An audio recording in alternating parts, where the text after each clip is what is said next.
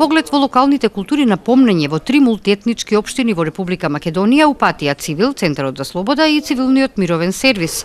Проектот опфаќа еден подолг историски период во Македонија од Илинденското востание до Скопје 2014-тата. Се надевавме дека Илинденското востание ќе биде своевиден конектор меѓу луѓето, бидејќи по својот карактер е мултиетничко, мултиконфесионално востание кое на времето ги крена граѓанките и граѓаните во тоа време или поданиците на Отоманското царство против недемократското тоталитарно владење во тоа време, меѓутоа за жал не го видовме тоа. За жал бевме разочарани во тоа да видиме дека дури Илинденското востание е дисконектор.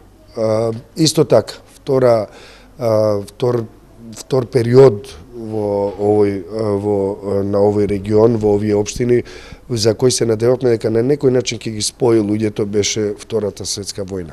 За жал, и тука наидовме на сериозно разочарување и забележавме дека луѓето се поделени и во таа смисла.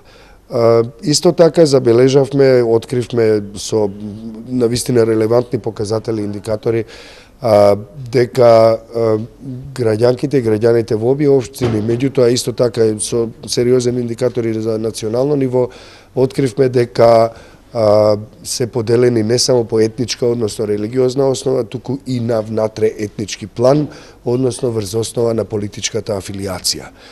Исто така забележавме дека е силно присуството, доминацијата на машкото, маскулинизмот, дека жената, незиното место се гледа во домот, како хранителка во време на војна, како јатак, како жена која спрема јадење за партизаните или востаниците или било што, освен во неколку мали примери, не гледаме некоја перцепција на жената како активен чинител во историските процеси и во историските настани.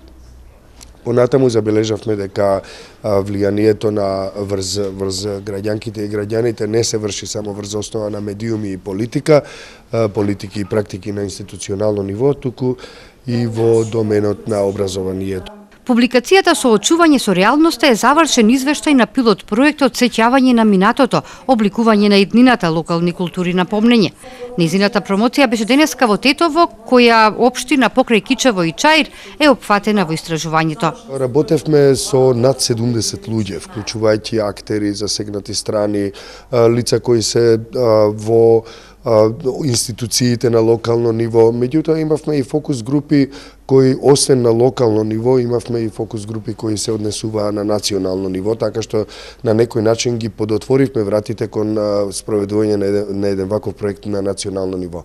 Но тоа што уште повеќе го засили нашето претходно сознание е тоа дека историјата, минатото, споменичното одбележување, именувањето на одредени објекти или делови од градовите, односно општините, како што се улици, училишта и така натаму, е на многу лош начин, на многу неуспешен начин е злоупотребено токму од политичките структури во земјата. Не е важно на која етничка заедница и припаѓаат, политичките центри на моќ ја злоупотребуваат историјата за дневно-политички потреби. И тоа е една загрижувачка ситуација. Забележавме дека луѓето се раздвојуваат по сите основи на ниво на сеќавање или начинот на сеќавање на историјата и историските настани. Од Цивил очекуваат политичките центри на моќ и институциите посериозно да се свртат кон тоа, историјата да се стави таму каде што е местото, во минатото, а не во иднината.